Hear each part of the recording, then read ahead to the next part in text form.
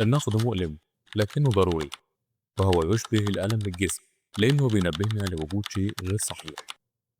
دي مقولة لوينستون تشرشل. كلنا بنتعرض للنقد بشكل يومي، سواء في الشغل، في البيت، في الشارع، أو حتى على وسائل التواصل الاجتماعي. فالنقد جزء لا يتجزأ من حياتنا. في ناس بتكسرها كلمة، وناس تانية الكلمة دي بتقدر تصنع منها نجاح.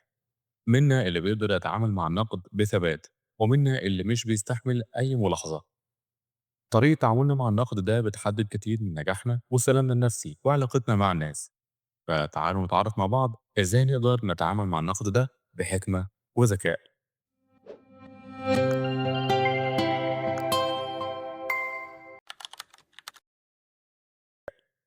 السؤال في البداية: ليه النقد بيكون مؤلم؟ وده لأن انت لو حسيت ان النقد ده هجوم، فالدفاع عن النفس غريزة أساسية. بتكون خايف من الرفض الاجتماعي. طيب ليه ممكن حد ينتقدك؟ ممكن رغبة في المساعدة، زي كده لو جه واحد صاحبك وقال لك خلي بالك انت بتتكلم بسرعة والناس كتير مش بتفهمك. أو غيرة وحسد، زي اللي يقول لك نجاحك ده حظ مش موهبة ولا شطارة. وممكن اختلاف في وجهات النظر، زي زميلك في الشغل لما يقول لك ان انت بتشتغل بشكل فوضوي عشان مش بتعمل جدول زمني واضح. ايه هي انواع النقد؟ النقد ممكن يكون نقد بناء، واضح ومحدد، بيركز على سلوك معين مش على الشخص، بيقدم حلول وتحسينات. زي مديرك كده لما يقول لك التقرير اللي انت قدمته كويس وشامل، بس محتاج انك تضيف رسوم بيانية توضيحية وان العناوين تكون اوضح من كده. او نقد هدام، عام وغير محدد، مش بتعرف الغلط فين بالظبط، بيهاجم الشخص مش الفعل ومش بيقدم حلول. زي المدير برضه، بس المرة دي هيقول لك التقرير اللي انت قدمته ده زي الزفت، انت فاشل ومش بتعرف تكتب تقرير. ازاي تقدر تتعامل مع النقد بشكل عملي؟ طبيعي ان اول رد فعل ليك هو انك تدافع او تهاجم، لكن الصح هو انك تفضل هادي وتدي نفسك فرصة تفكر.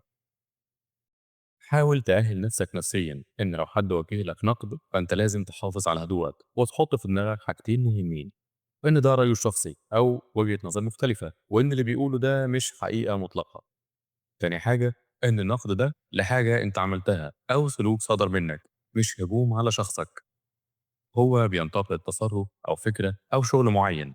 يعني العيب مش فيك أنت كشخص، ولكن في حاجة ممكن تتحسن وتتغير، والفرق هنا كبير. اسمع كويس قبل ما تفكر ترد.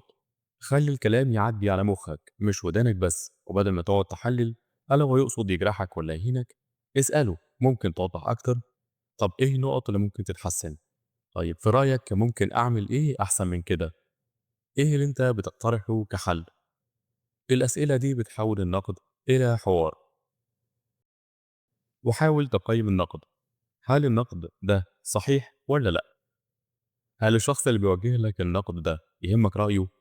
أستاذك مثلا، أبوك، مديرك في الشغل، ولا حد مش مهم بالنسبة لك؟ إزاي تقدر تستفيد من النقد اللي بتوجه لك؟ شوف كده إيه هي أكتر الانتقادات المتكررة اللي أنت بتسمعها. يعني مديرك مثلا بيكرر انتقاده ليك عشان بتتأخر عن ميعاد الشغل، أو زمايلك بيشتكوا إن أنت بتقاطع كتير ومش بتسمعهم. يعني أنت ممكن يكون عندك فعلا عيب، فما تتجاهلوش وحاول تدرب نفسك على تحسين النقط دي. خليك شجاع، واجه نفسك. النقد ممكن يكون نقطة تحول في حياتك لو عرفت تستخدمه صح. وفكر ممكن تغير إيه وإزاي تقدر تطور من نفسك. أحيانا النقد بيكون سبب في مواقف صعبة، زي النقد اللي بيتوجه لك قدام الناس. هنا أنت لازم تحافظ على هدوءك وما تردش بانفعال. قول له شكرا على رأيك، هنكمل كلامنا بعدين على جنب. انت كده بتحافظ على كرامتك وبتضيع عليه الفرصة لو قاصد يجرحك قدام الناس. مثلا لو انت داخل الاجتماع متأخر ومديرك بيلومك بحدة على تأخيرك، اعتذر عن التأخير خاصة لو كان الاجتماع مهم، وقول له انك هتشرح له الأسباب بعد الاجتماع. النقد من الأشخاص المقربين ده أكتر نقد بيوجع، لكن خده بحسن نية واسأله هو ليه شايف كده واسمعه كويس. مثلا صديق مقرب بيقول لك هو انت ليه دايما بتتكلم عن نفسك ومش بتسمع حد؟ ما تغضبش، اسأله هو انت ليه حسيت بكده، غالبا هتلاقي نيته صافية. او مراتك لما تقول لك إنك ما بقيتش تحس بيها ومشغول عنها. طبعا هنا هنفترض حسن النية، وتفهم إن النقد ده وراه مشاعر كاملة لازم تحس بيها، فما تحاولش إنك تهاجم أو توجه أي لوم أو اتهام. أحيانا ممكن تتعرض لنقد غير عادل، ممكن حد يهاجمك أو ينتقدك عشان مش فاهمك أو عشان هو نفسه عنده مشكلة. لو أنت شايف إنك متعرض لنقد ظالم وغير صحيح، اسأل نفسك هل اللي اتقال ده بيحمل قدر من الحقيقة أو منطقي؟ لو لأ، تجاهله وما ينفعش تديله أكبر من حجمه. ولو في شيء من الحقيقة لكنه ظالم، ممكن ترد وتقول أحترم رأيك طبعا لكني بختلف معاك، أو أنا عندي وجهة نظر تانية، أو أنا ممكن يكون أسلوبي مختلف لكن المهم إن النتيجة واحدة. تخيل كده لو جه زميل ليك وقال عليك كلام سلبي ومش حقيقي قدام المدير، ما تردش عليه بنفس الأسلوب، وخد وقتك وفكر وما تبدأش خناقة. اتكلم بهدوء واثبت موقفك بالأدلة إن أمكن. في المواقف الصعبة خليك أذكى مش صوتك أعلى. في النهاية عايزك تفهم إن النقد مش عدو، ده زي مراية أو نظام إنذار مبكر بيساعدك تعدل من نفسك وتصحح مسارك. ومش لازم كل النقد اللي بتسمعه يكون صح، لكن لازم تسمعه. في كل مرة بتواجه لك فيها نقد، شوف إذا كان في فرصة تستفيد منه ولا لأ.